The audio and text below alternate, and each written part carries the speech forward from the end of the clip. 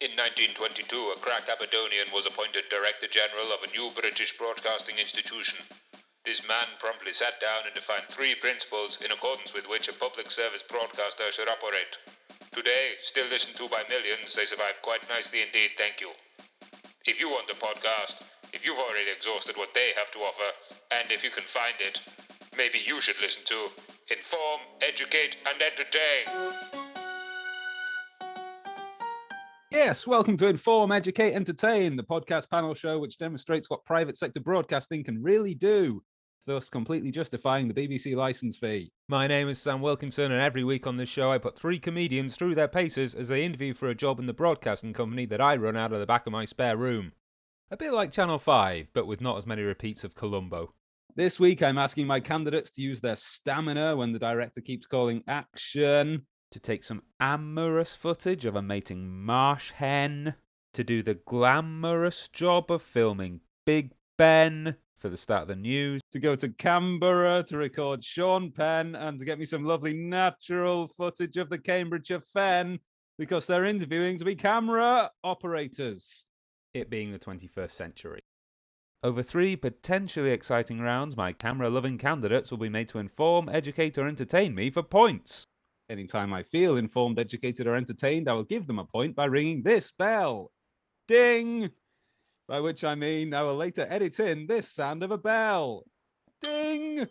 Whoever gets the most points gets the glamorous job of filming whatever I tell them to, while the losers have to go back to filling out forms in the Dowell queue. This week I'm joined by one of York's favourite comedians and Queen super fan, a stand-up comedian and sit-down everything else, and a Bath-based comedian who regardless prefers showers. They are Chris Booker, Emma Crossland and Laura Ollerton. Applause noise. Woo. Just before we kick off the show for real, there's a chance to score some early points with our dead studio audience. Ever since I started this podcast, the spirits of the departed have followed me around and sat in the studio, silently judging my presenting technique. My candidates are each allowed to add 1 person to their ever-growing and terrifying number. Already in the room we have Victoria Wood, Anne of Cleves, Emma's granddad Alan, Des O'Connor, Freddie Mercury, Clement Freud, Jim Henson, Alan Rickman, Alfred the Great, Josephine Nevison, Wallace, Duchess of Windsor, and good old Terry Wogan. Emma, who are you adding to the ranks of the undead this week? Well, because we're interviewing for the role of camera operator, I thought I'd bring along the OG cameraman, Louis Le Prince. Ooh. Teacher's pet. Yeah, swatted up for this one. I like the fact that he became Leeds-based, originally from France. He moved to Leeds and is known for having the oldest surviving piece of film in history, or he created that, a piece called Roundhay Garden Scene. I quite liked that, being an adopted Leeds girl myself. Yes, and that spiel of facts that you just threw completely off the top of your head about Louis Le Prince really earned you 2 points there. So thanks very much, Emma. Laura, who have you brought along? I've brought along Chrysippus, or as I read it, here, Chrysippus. Chrysippus of Solly is a Greek philosopher, and basically he died laughing, so I thought he'd be a good bet. So it's 2 points, 1 for the incredible Chrysippus joke and 1 for teaching me things about Greek philosophers. Fantastic. Chris? I thought that I would do one connected with the show as well, because I was on social media the other week and I saw a certain friend of mine being bullied by every single person who watches Only Connect. So I thought that in order to placate the pedantic viewers of Only Connect, I thought the person I bring along should be Alan Corran, the brilliant satirist, comedy writer, and father of the presenter of Only Connect. You also can have 2 points, Chris, but I am tempted to take 1 away for bringing back that pain of me being patronised by Victoria Corrin Mitchell after I intentionally misquoted her to advertise this podcast. The way she put it was slightly patronising, nowhere near as patronising as the scores of men that followed her going, I think you'll find that's not what she said. Yeah. It was amazing. That podcast I'm on has a tweet that's been liked by 150 people. What's going on? Oh, it's because he started a fight. Do you know how many of those 150 likes translated into podcast listens? Oh, I can imagine it's all 150. It's a big fat 0, my friend. Yes, and if, like Chris, you want to follow the show on Twitter, it's at IEEPod, where next week I'll be starting a fight with Probably Paxman, I reckon. Oh, Christ, no, he'll come around your house. Wonderful. Thank you very much, everybody. I can feel that our ghostly audience is now clamoring for me to get on with it. So let's march straight off into round one. Inform, educate, and entertain.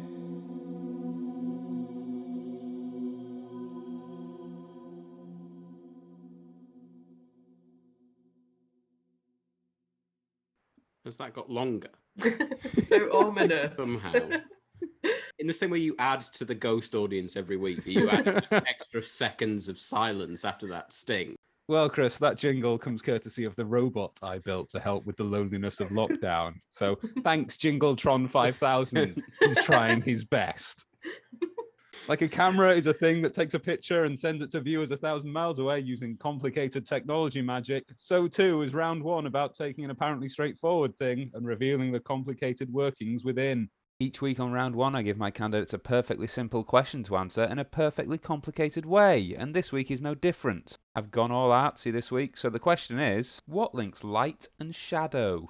Chris, why don't you go first? Okay. Again, I had one fact in this, and well, I read it to my partner. She suggested a change, and the thing she suggested I change was the one fact. So that's not in there anymore. Can we get it as a, in the director's cut? Because I'm going to miss that if we don't hear it. Facts in quotation marks. I couldn't find any hard evidence for it, but let's move on all the same. What links light and shadow? Light, as the name suggests, doesn't weigh much, but moves really fast. Roughly the speed of light, which is really fast. Like the Roadrunner,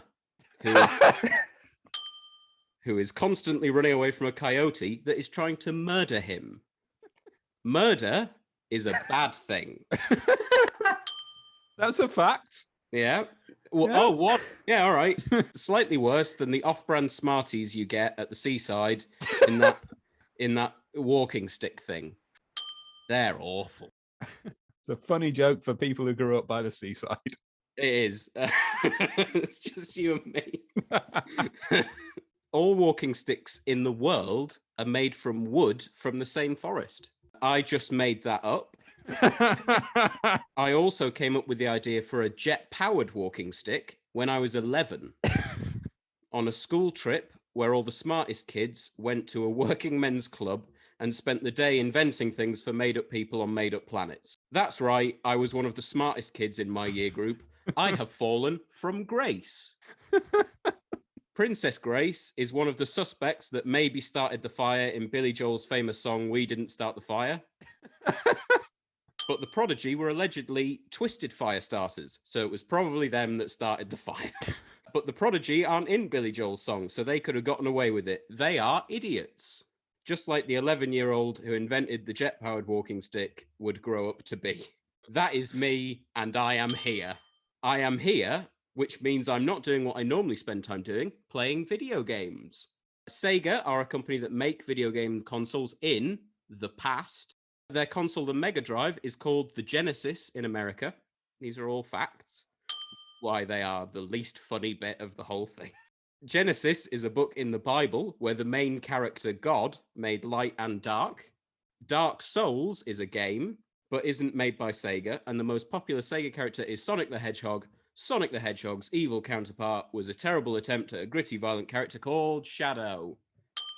Chris, you earned 12 points there. Now please tell us your fact. Allegedly, and I have to say allegedly because I couldn't find evidence of it apart from people saying it on Reddit.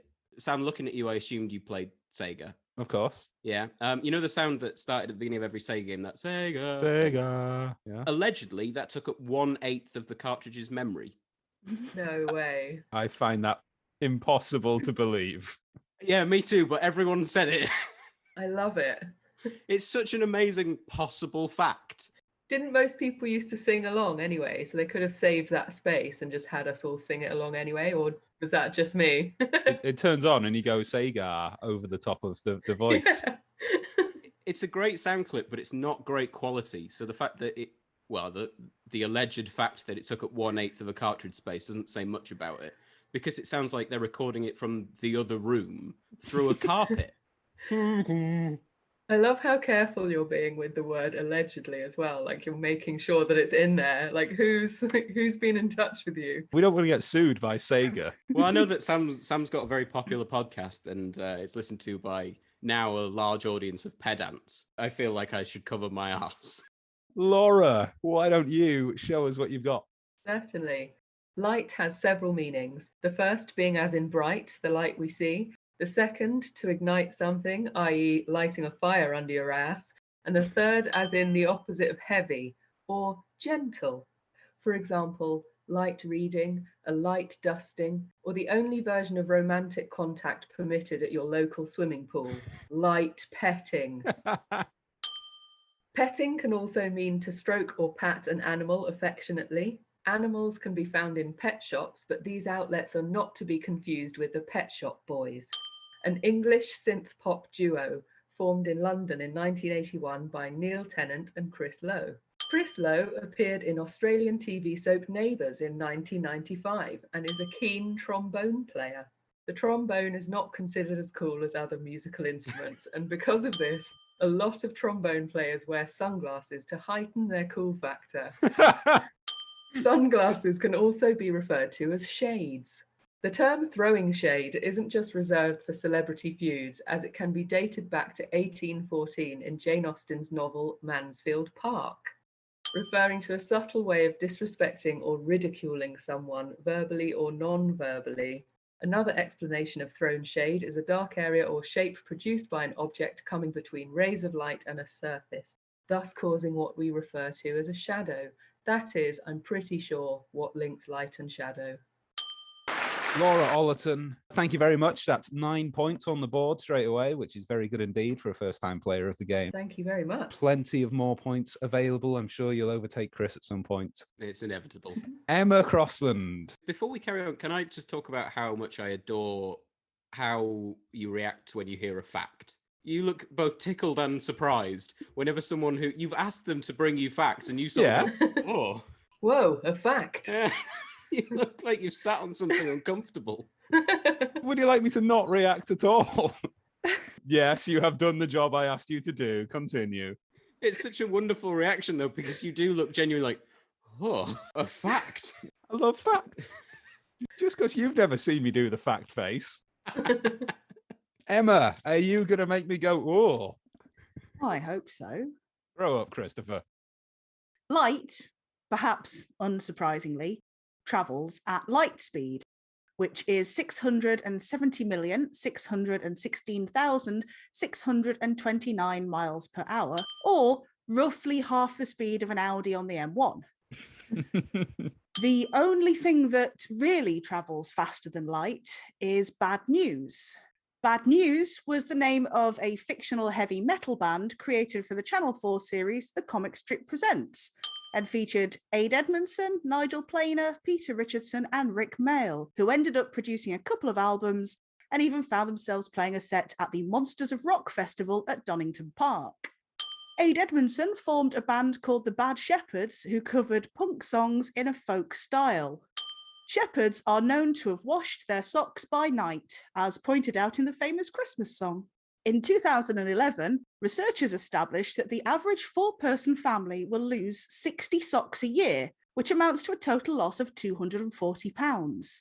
This study also found that 82% of young men wear odd socks at least once a week. I have no idea where the funding for this research came from, but can't help but think that there are more useful things that the money could have been put towards.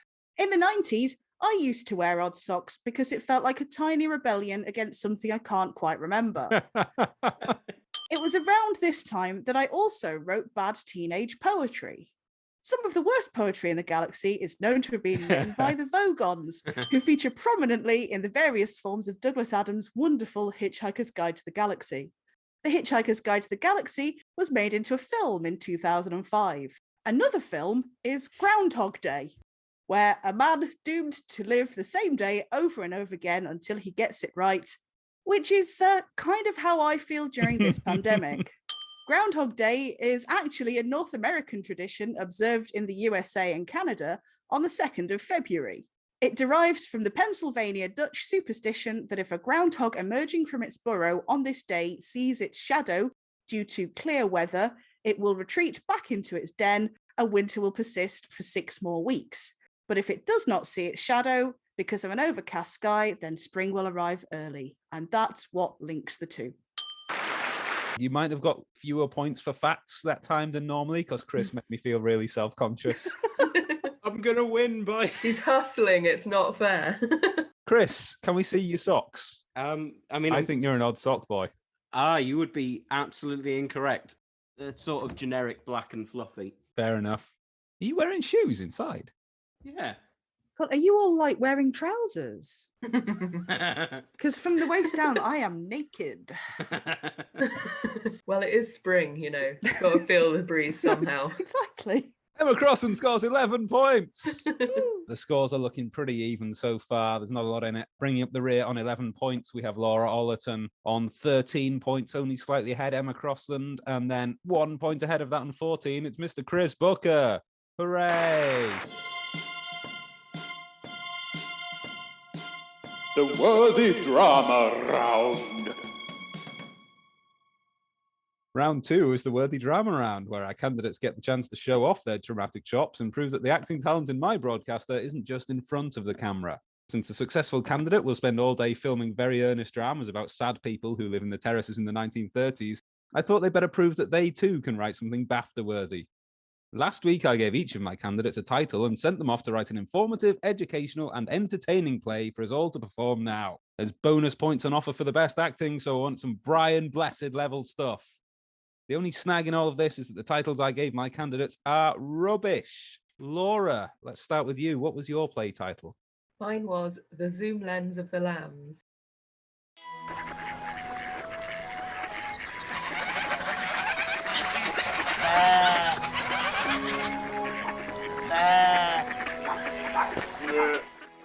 You better put some cream on or you're going to burn. Last time you let that happen, your wool got singed and you ended up having to stand under the cold water pipe. Clarice, don't worry about me. I've got a mantra for sunny days. It rubs the lotion on the skin or else it gets the hose again. That's how I roll. Fine, be like that. Don't come crying to me. Have you noticed the new guy in the next field? What, the weird-looking buffalo guy? No, the lamb. Oh, yeah. Been there for a couple of days, hasn't he? There's something not right about him. He's either completely still or staring over at us and doesn't seem to be mixing with the others at all. Well, it's early days, isn't it? Has anyone actually spoken to him? We could go over and introduce ourselves. Okay, yeah, let's see what he says. Hello there. Hello, cooey. Well, that's a bit bloody rude. Keep your woolens on, he might have a hearing impediment. I'll wave a hoof. Ah, here he comes. Hi, I'm Hannibal. This is Clarice. Just thought we'd say hello and introduce ourselves. What's your name? It's Megs. Well, great to have you here. We're a pretty friendly bunch. Nice day for it, eh? Nice day for what? You know, having a nibble, standing around. You could even gamble, couldn't you? Yep. We play little games to pass the time sometimes. Like, if you could have a gourmet dinner tonight, what would you choose? System overload. Rerouting. Okay, well, nice to... If you ever... Oh.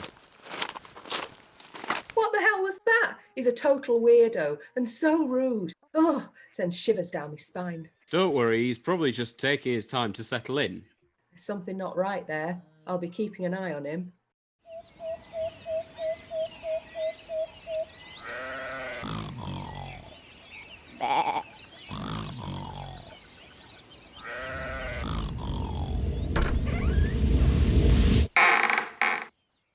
Fucking hell! Hello, Clarice. I knew you'd be up to something in here. When the fox hears the rabbit scream, he comes a-running, but not to help. What are you on about? I considered your question. I think I have some liver with some fava beans and a nice Chianti. Leave me alone! Clarice, it's me. Oh, thank God. Come on, let's get you out of here. They zap you if they find you in the wrong barn, you know.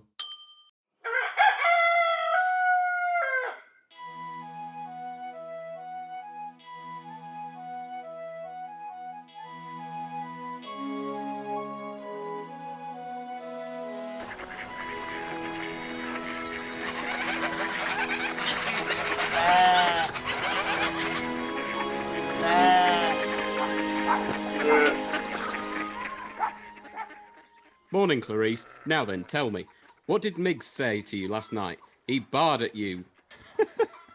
What did he say? He crept up on me when I went looking around the pens. He said, I can smell your... Crikey, that's a bit ripe. Then what? I'm going to need a minute to go over that, sorry. I couldn't write the actual word in, so... Okay. Oh, we just get back in. Oh. Nothing really. He was just being so creepy. And I said I knew he was up to something, and then you turned up. He was scuttling about in the pens for no reason, looking so shifty, and the way he spoke to me, it freaks me out. Also, God, I don't want to say this out loud, but he's got some sort of device on him, like a sort of eye. It was terrifying. Okay, settle down. I've done some digging with the boys. I've found out what's going on. Well, what's wrong with him? Not wrong, but look, he's sort of robot. What?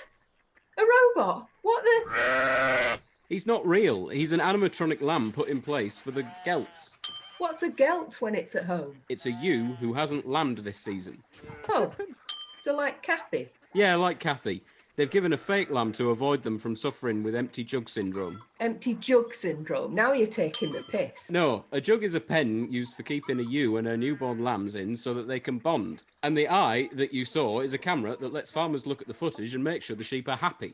Wow, that's also informative and educational and kind of entertaining when you think about it. Thanks, Hannibal. That's okay. Glad I could help. Honestly, such a relief. I've been absolutely scared dagless. Thank you. Well, it's quid pro quo, isn't it? I know you bleat on, but you do look after me. Hannibal, I hope this doesn't make things awkward, but do you fancy going for a stroll together later? I do wish I could, but I'm having an old friend for dinner. What a script. And also, I thought you were a native. Too kind. Your Yorkshire accent was better than mine. I don't really have one. I had to pretend in the end. I don't know. I mean, it did sound like an episode of The Archers. Excellent stuff, Laura. Well done. I won't reveal the scores from round 2 just yet for purposes of cheekily fudging them later on in case somebody pulls out really far ahead. But let's go over to Chris and see what play I gave you. Okay, well, you're not going to be happy with this. You gave me Kojak to the Future. I only started this today. I don't have a part. You have my favourite part that I have ever written because it was very quick to write. Obviously, don't read it all out. So you've given me the part of Huey Lewis. Yep. And or the news. I mean, you know how I love karaoke. But there are only 2 characters in this. There's it's Kojak to the Future, so there's one character who is Doc Brown, but not the rapper, and one character who is Mikey, which is a clever setup. Well, I look forward to seeing how that pays off. I'm happy to go for Doc Brown, not the rapper. I am sorry. Are you? I really am, because as I wrote it, it was the same thing that I did last time, which is I wrote something that I thought, aha, imagine this being on a thing.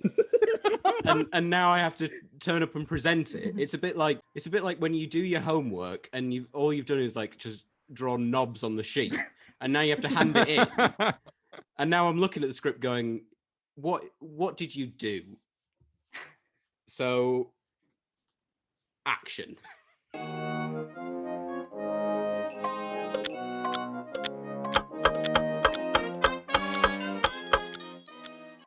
I finally did it, Mikey. My greatest invention yet. I'll change the world as we know it. What is it, Doc?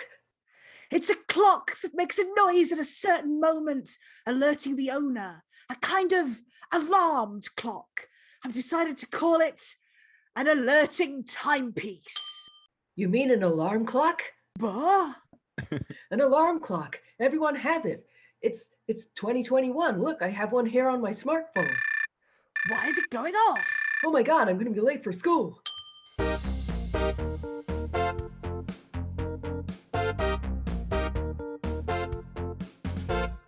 power of love is a curious thing. Make a woman This is the weep, bit when make he's another man sing. skateboarding through the city. Montage. More than a feeling, that's the power of love. I'm not doing the rest, Chris. No, that's fair enough. I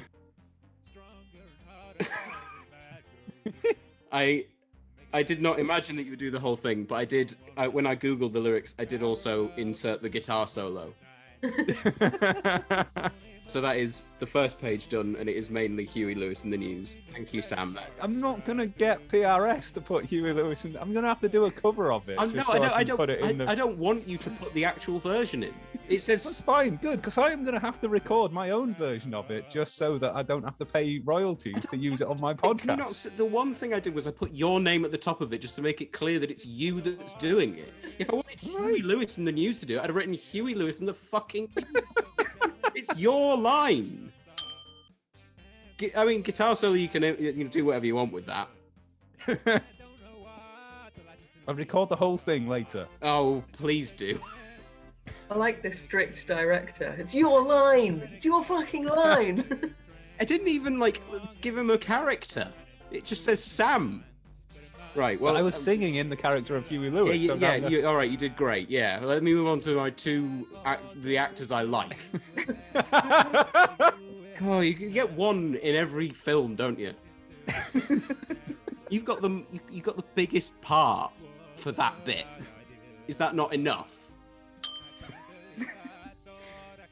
All right. And next scene and action.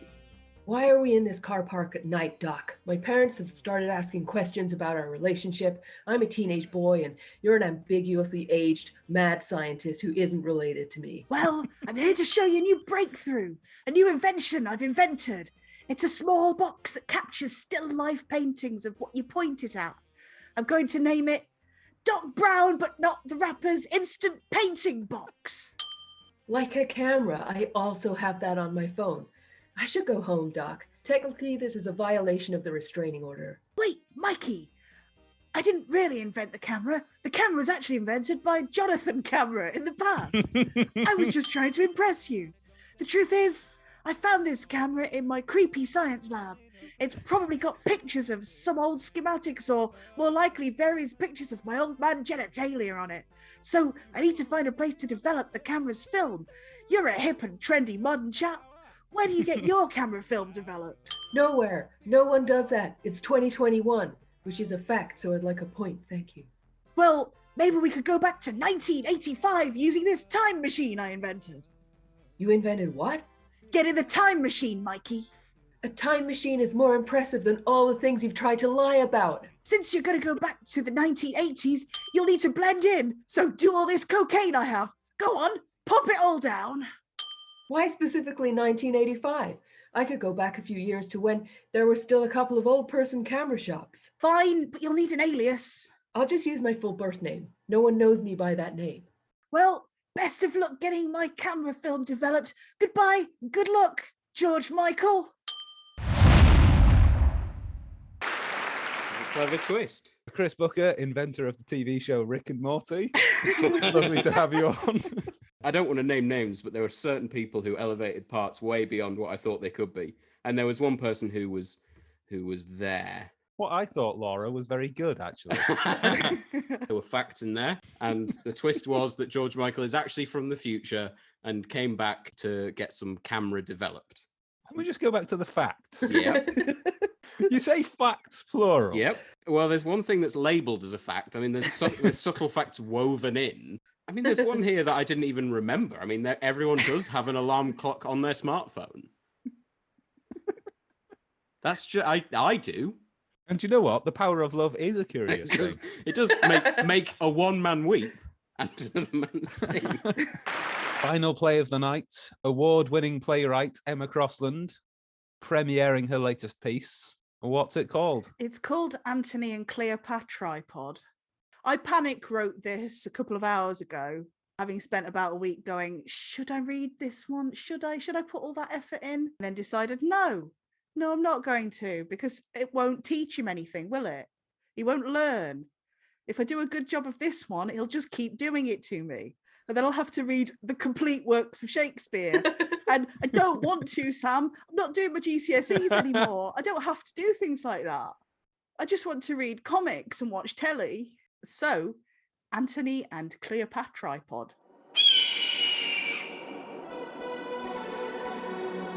Scene 1, Egypt, exterior.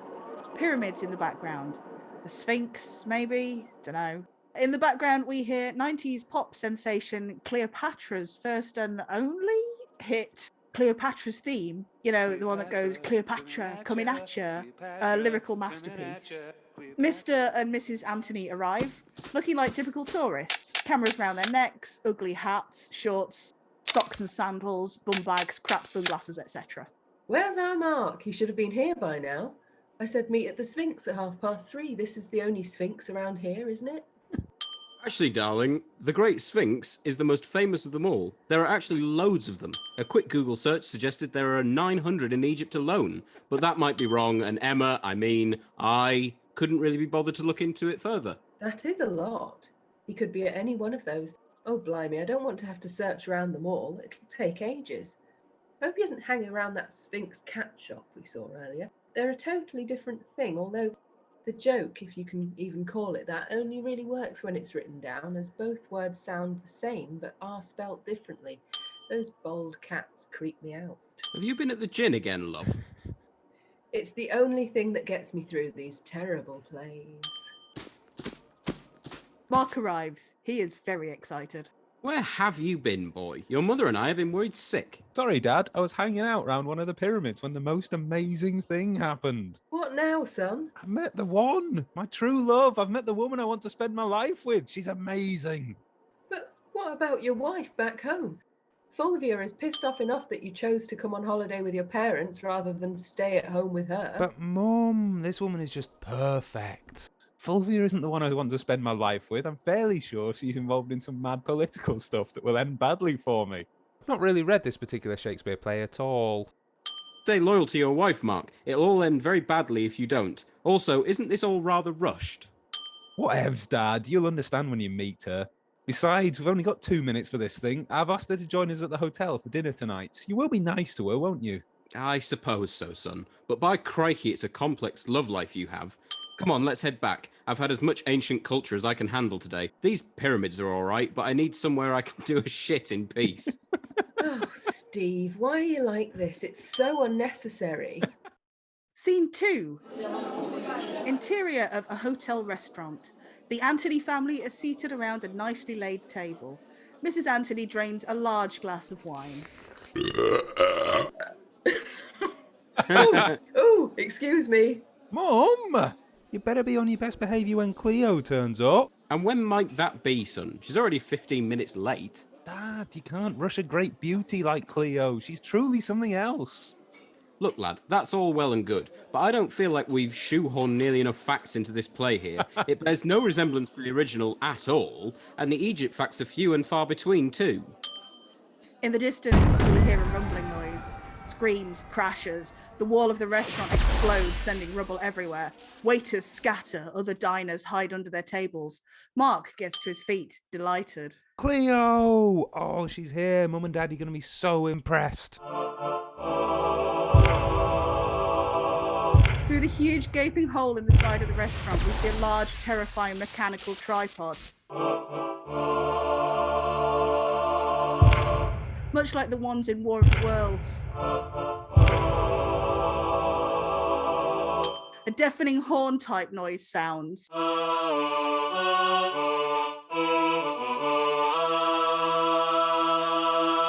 Mr. and Mrs. Antony cower with their hands over their ears at the noise. Mark is delighted. Cleo, darling, it's so good to see you. I am Cleopatra Tripod. I will destroy all humans. Oh, hi, Mark. You're looking nice. Thanks, babe. You're looking magnificent. Have you done something different with your hair? What is this, Mark? It's a monster. Dad, don't be so rude. Sorry, Cleo, he's just not all that open-minded. Must destroy all puny humans. Cleo, the massive tripod monster thing, fires lasers at Mr. and Mrs. Anthony, vaporizing them instantly. Sorry, Mark, I don't think this is going to work out. I must destroy all humans. So I think that we just want different things. Still, we look here, yeah? Destroy, destroy. Cleo stomps off, firing lasers as she goes. No, my darling Cleo and my parents. There's only really one thing I can do here. I shall fall upon my sword. Mark pulls out a sword from somewhere and stabs himself, then dies. It was another fantastic piece of work, and I'm now going to definitely make sure you have something even worse to do next time you come on the show. It always ends in explosions. Last time I blew up the moon, this time a restaurant and some people. Are they all part of the same cinematic universe? Yes, definitely. In this one, there is no moon the entire time because it was destroyed. The tides are ruined, and that's what's awoken the tripods, probably. That's the kind of loose writing that I think Star Wars should adopt in the future. Just like, that's probably where it came from. Some people would say that's what they've already done, Chris. Hey. Take that, Rise of Skywalker. No, I'm not over it. So, on 26 points, we have Chris Booker, slightly ahead on 30, Emma Crossland. pulling out into the lead on 36 points. It's Laura Ollerton. It's time for this week's attempt at the third round. It's nearly the end of the show, and we're almost at the point where we find out which of our candidates will be a camera operator and which will merely be camera obscura. I'm pretty sure that's a good joke. It sort of feels like a joke, doesn't it? It's got a certain je ne sais quoi about it. Before we finish up, there's a chance to score some final points. I really like je ne sais quoi. Say quoi. Jesus, that was like a Trojan horse of a joke. To hide a joke in your joke apology. And then he came along and said, look at my horse. Je ne sais quoi. Before we finish up, there's a chance to score some final points in our camera-themed quickfire round, so let's plunge straight in. Bear in mind that there might be some gaps at this point while the contestants think of funny answers. Make sure to edit them out. Don't read this bit out loud, it's just a note. Also, buy milk. Chris, are you now or have you ever been a member of Camera or any affiliated real ale organisation? What? This sounds like a question where the question is funnier than the answer will ever be. It is, yeah, it is. Because you asked that question and then had an expression of like a proud child presenting their artwork to their parent, just like. Are you now or have you ever been a member of Camera or any affiliated real ale organisation? It's just a joke about how Camera. Yeah, now you have now. Fine. Why did I get that one? You'll see why in a bit. Laura, when did you last see a cow? Ooh, in real life? Yeah. About 5 weeks ago. Okay, that's pretty good. Emma? I can't remember. Maybe like sometime last year? Fair enough. Chris? I'm currently at my family home and my parents have a painting of a cow in their living room that was painted by... We said a real cow. We didn't say a painting of a cow. I'm getting somewhere because the painted cow is called Patrick Moore. Fair enough. That's 2 points. Emma, a picture paints 1,000 words. So please describe your favourite picture. You have up to 1,000 words. I'm looking around for inspiration, and all I can see is the Valentine's card that I got for my husband, which has a picture of Skeletor on it, who is hugging a frightened-looking cat. So maybe that. Yeah, that sounds nice. Skeletor is in pastel shades of blue and purple, and the cat is pink, and there are little love hearts all around it. Oh, isn't it lovely? Happy Valentine's Day, my husband. Here's Skeletor. Laura. My favourite picture in the world is a photo that my friend Joe and I took when we were on holiday in Morocco. We're both naked in our bathroom mirror and it's all steamed up and it's really classy like. It sounds it. Sorry, I mean, yes, it sounds it. Yes. I am sorry about Sam. He has never met a woman before. He heard the word naked and didn't know what to do with that Just information. didn't hear the rest. Yeah. We don't have the word naked on Radio 4. I've never heard it before. Sam's never naked. He always wears one of those sort of Scrooge overall night dresses and carries a small candle. That's how he showers. Yeah. Wee Willy Winky. Yeah, but he covers it up with the nightgown.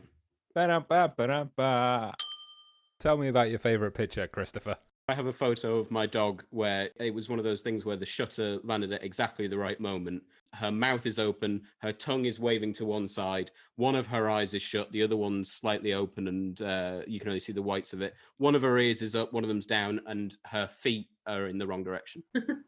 That's nice. You can have 2 points. I'd like to change my answer. My favourite picture, really, now that I've remembered it, is one that I took of my housemate at university, standing in the middle of our street with his trousers around his ankles.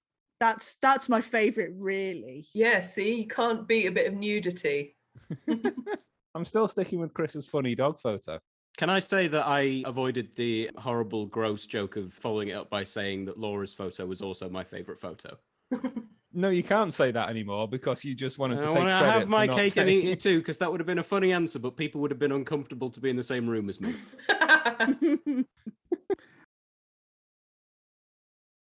Well, you've made it awkward now, haven't you, Chris? Emma, what's the worst film you've ever seen? It's a film called The Brave Little Toaster. It's a terrible film about a toaster and other household appliances that get left behind by their owner and have to make their way to the owner's new home. A bit like a shit Toy Story. Yeah, the Kenwood of Toy Stories. I found myself getting really into it and cried at the end. They got home. It was all fine. Thank God for that. The toaster was so brave, so brave. One of the moments of peril in this film was the vacuum cleaner character starting to suck up its own cord. That's Whoa. horrifying. Dark, man. Yeah. Dark. Depraved. Well, you can have 3 points, Chris. I could talk about this for ages, but that does not benefit a quickfire round. The worst film I've ever seen is the sort of late 2000s children's animated film Space Chimps. Adverts went around for this film where it was all about like 3 animated monkeys going into space. And what it doesn't show in the trailers is that more than half of the film is actually spent on an alien planet that looks, for all the world, like they've said, what are the worst color combinations and how can we make them more bad? It's so inexplicably bad that it became a wonderful thing.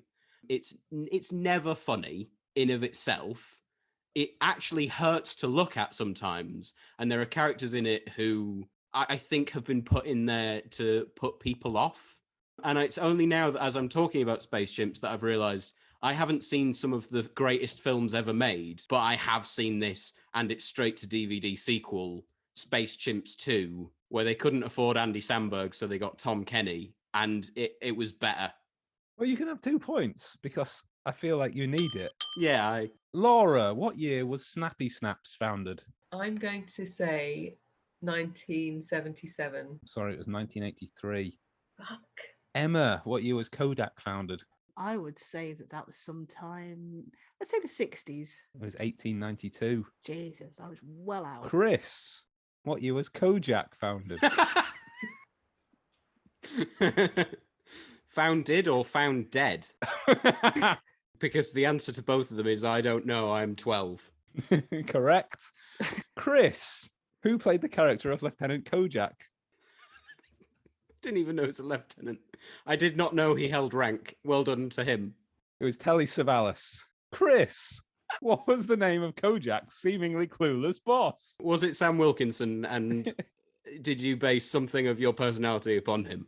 It was Captain Francis Frank McNeil. Chris, what was Kojak's famous catchphrase? Was it, stop watching this, Sam, you've had one too many beers and your friends are worried about you? It was who loves you, baby? Chris, why are all these questions suddenly about Kojak? Because you woke up in the middle of the night and found out you were watching the credits to Kojak and realised you were 24 hours away from your podcast recording and thought, quickly, let's cobble together a round. That's not far wrong. 2 points for that. Let's not do that one. Emma, when did you? Come on, we've got to keep quality high, haven't we? Yeah, for the quick fire round, we've got to crop it down to only the good ones. Emma, when did you last have an eye test? Oh, I'm due one in a couple of weeks, so 2 years ago. Oh, me too. Yeah, you can have 3 points. Thank you. Chris, do you like my glasses? I've always liked your glasses. Yeah, 3 points. I think you look like a very happy man staring out of 2 portholes on a ship. Emma, do you like my glasses? I think they're fabulous and a real statement. 3 points. Laura, do you like my glasses? I think they're extremely cool. 3 points. How many did I get again? 3. If I'd been thinking, I'd have given you 2, but yeah, I forgot. Question for everybody then. Do you have any questions for me? I've only ever filmed things that are staying still. Will the things that we film be moving, or will they also be staying still? Yeah, it's not easy answering a question on the Who, is it? Everything you film will be moving because the orb on which we sit races through the galaxy at 900 million miles an hour. Not going that Excellent. far. I'm still in. When you are doing a film, do you have to take the big film camera to Boots to get the entire film developed? In which case, do the bigger studios like Warner Brothers have their own in-house pharmacy? That's one of those questions that's is, the yeah. joke in itself. Yeah, it's and one of those very questions. good. Yeah. Yeah, it's very good. Yeah, I like it. Yeah. Thank you. Just thought of it now. The answer is yes. Yes, you can buy a Boost bar in Warner Brothers or in Fox. Also available on the £3 meal deal. Oh, so there we are. That is the end of the round and the show. And it's time to find out who is our Annie Leibovitz and who is an anti-Leibovitz. Let's take a final look at the scores then. In third place on a very respectable 41 points, Chris Booker. In second place on 49, quite a way behind our winner who had 56. It's Emma Crossland, which means our winner is Laura Ollerton. Welcome aboard, Laura. Whoa. Now is the time for your gracious acceptance speech. I am so emotional, I don't know what to say. It's been a warm, fuzzy feeling being here, and I can't believe I've won. Thank you. Bah! Sorry. Anything you'd like to plug? Where can our listeners find you on the internet or maybe even on stage one day? I don't know whether I can be found, really, social media-wise, but Laura Ollerton or Lollerton, you might see me on things, bills, when the world's back open again, hopefully one day soon. Chris and Emma, thank you very much for applying. Anything you'd like to plug? Sometimes I used to do comedy things and hopefully will do again. I'm available on Twitter as Captain Twitchy, where I tweet approximately once a month and usually to moan about the cats. Such a bad time to ask people to plug stuff, isn't it? Yeah. Chris, anything you'd like to howl pointlessly into the void? If you want to see how truly unphotogenic I am on social media. On Twitter, it is at Crispy Booker, CHRISPYBOOKER. If you look on there, you'll see a picture of what appears to be some ham formed into a vaguely human shape, holding a microphone because once I did comedy. And maybe one day will again, if they lift the restraining order. Has all of comedy got a restraining order on you? All of comedy has. Well, I'm not surprised. Because of what I did to it. I've got a podcast called Wisdom of the Aged that I should plug as well. You absolutely should.